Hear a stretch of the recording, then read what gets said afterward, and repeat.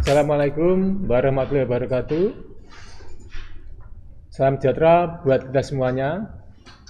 Selamat pagi, siswa-siswi SMK Taruna Jaya Prawira Tuban. Selamat bertemu kembali dengan pembelajaran daring SMK TJP Tuban. Anak-anak, bagaimana kabarnya? Sehat? Semoga kalian tetap sehat ya, meskipun dalam bayangan pandemi COVID-19.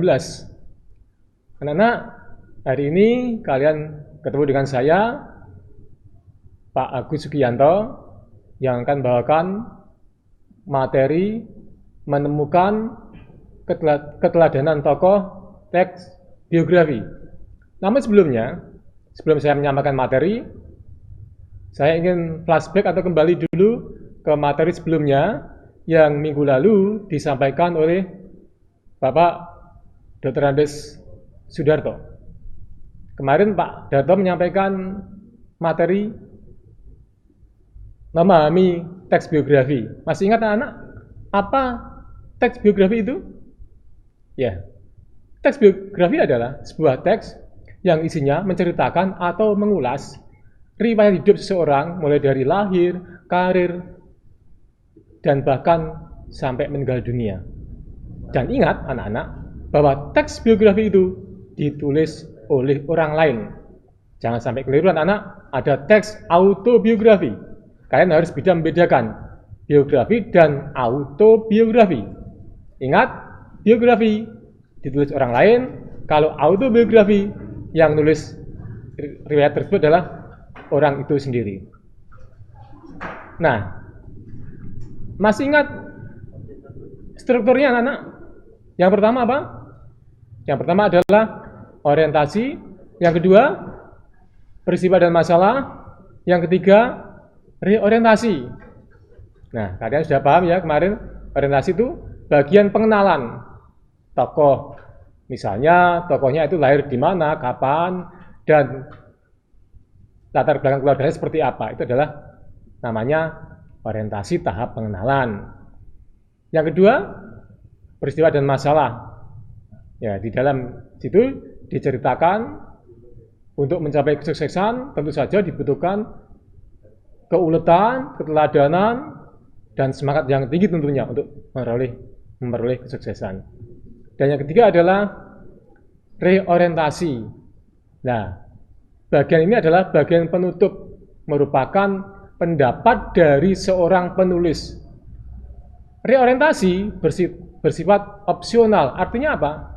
Boleh ada dan boleh juga tidak.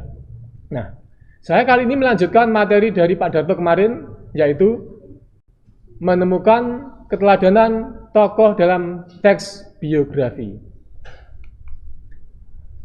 Ya, nah yang pertama, menuliskan kepribadian unggul yang dapat diteladani dari tokoh biografi. Apa itu pengertian kepribadian unggul? Ya, kepribadian unggul adalah perilaku yang mencerminkan dirinya berpegang teguh pada pendirian dan tidak goyah pendiriannya. Jadi dapat disimbolkan bahwa kepribadian unggul adalah kepribadian yang mencerminkan keadaan diri individu yang tidak mudah dipengaruhi orang lain, namun tetap berpegang teguh pada adat budaya serta tata aturan yang ada.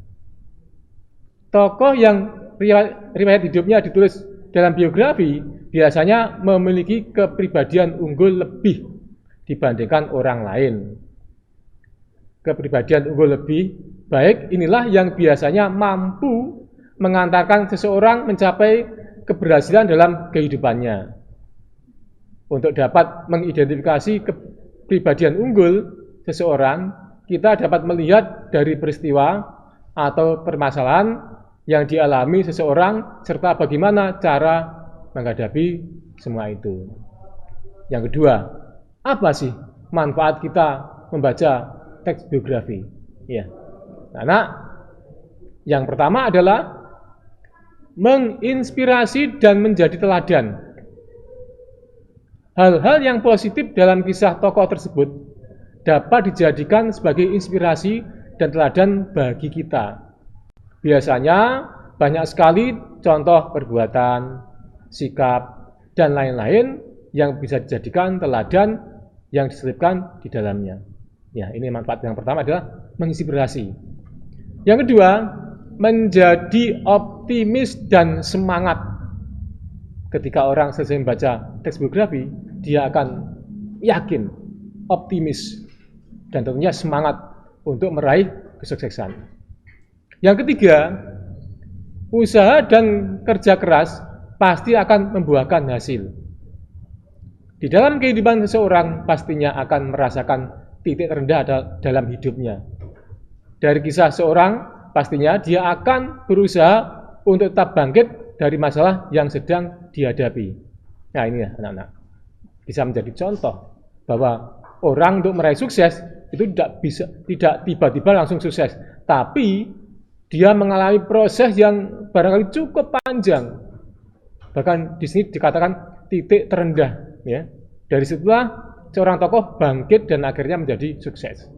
Yang keempat, menjadi percaya diri. Membaca biografi tentang kisah tokoh, kita akan mendapatkan ilmu dari tokoh-tokoh tersebut. Sedangkan yang kelima, mempelajari kehidupan tokoh.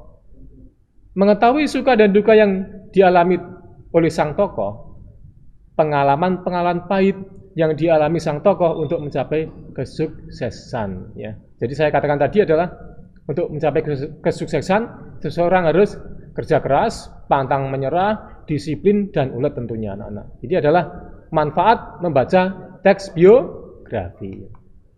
Kemudian, poin yang ketiga, seperti apa pola penyajian karakter unggul tokoh dalam teks biografi dibagi menjadi dua. Yang pertama, pola penyajian karakter unggul secara langsung. Yang pertama, pola penyajian karakter unggul secara langsung. Yang kedua, pola penyajian karakter unggul secara deskriptif. Nah, apa yang dimaksud dengan pola penyajian karakter unggul secara langsung adalah pola penyajian yang dituliskan secara langsung sehingga pembaca tidak perlu membaca keseluruhan teks dan menganalisa makna tersiratnya. Jadi langsung ditulis itu disebutkan ya. Kemudian yang kedua, pola penyajian karakter unggul secara deskriptif adalah pola penyajian yang dituliskan secara tidak langsung dengan cara mendeskripsikan atau menggambarkan tokoh seperti cara tokoh menghadapi masalah atau watak tokoh. Nah, di sini dideskripsikan, digambarkan ketika tokoh menghadapi masalah itu bagaimana jalan pikirannya untuk memecahkan masalah tersebut. Ini yang dinamakan secara deskriptif. Yang poin 4, nah ini adalah mengidentifikasi kepribadian unggul tokoh. Dalam pembelajaran ini saya mengambil tokoh Dewi Sartika, tentunya tidak asing lagi anak-anak ya bagi kalian, karena beliau ini adalah pahlawan nasional. Untuk menemukan kepribadian unggul, kita harus mengambil cuplikan dari teks biografi tersebut, anak. Nah, teks cuplikannya sebagai berikut. Sejak kecil, Dewi Sartika memang sudah tertarik dengan kegiatan pendidikan. Sambil bermain bersama anak-anak, membantu kepatian, ia juga mengajarkan mereka berbagai pelajaran seperti membaca, menulis, hingga bahasa Belanda. Beberapa benda seperti papan bilik kandang kereta, arang, dan pecahan genting digunakan sebagai media pembelajaran. Zaman dulu ya anak ya medianya ya pecahan genting itu ya, arang. Tapi kalau zaman sekarang sudah tidak terpakai lagi karena teknologi sudah modern. Sehingga kita dari kutipan tersebut kita bisa menyimpulkan kepribadian unggulnya, yaitu peduli terhadap pendidikan. Kemudian kutipan yang kedua, meski mendapat dukungan dari paman, bukan berarti membuat dirinya mudah dalam mewujudkan cita-cita. Hal ini dikarenakan adat istiadat waktu itu sangat mengekang kaum wanita. Akhirnya, pada tahun 1902, Dewi Sartika mampu meyakinkan pamannya untuk mendirikan sekolah di belakang rumahnya di Bandung. Dirinya mengajar beberapa anggota keluarga perempuan dengan materi merendam, memasak, menulis, dan menjahit. Pada Januari 1904, setelah berkonsultasi dengan Bupati Martanagara, Dewi Sartika akhirnya mendirikan sekolah istri pertama se-Hindia Belanda. Nah, ini kutipan teksnya. Dari sini kita dapat menyimpulkan informasi yang sangat penting untuk menemukan kepribadian unggul, yaitu apa, anak? Pantang menyerah untuk menggapai cita-cita. Kemudian kutipan yang ketiga, anak. Angkatan pertama sekolah istri lulus pada tahun 1909. Pada tahun-tahun berikutnya, sekolah istri mulai banyak bermunculan di wilayah Pasundan dengan membawa semangat dan cita-cita Dewi Sartika. Pada tahun 1912, sudah ada 9 sekolah istri se-Kabupaten Pasundan. Memasuki usia yang ke-10, sekolah ini berganti nama menjadi Sekolah Keutamaan Istri. Dari teks tersebut, cuplikan tersebut, kita dapat menemukan kepribadian unggulnya, yaitu berjuang untuk pendidikan wanita di tanah air, anak-anak. Nah, anak, demikian pelajaran kita hari ini. Semoga bermanfaat kalian. Cukup sekian pembelajaran hari ini ya. Sampai jumpa. Wassalamualaikum warahmatullahi wabarakatuh.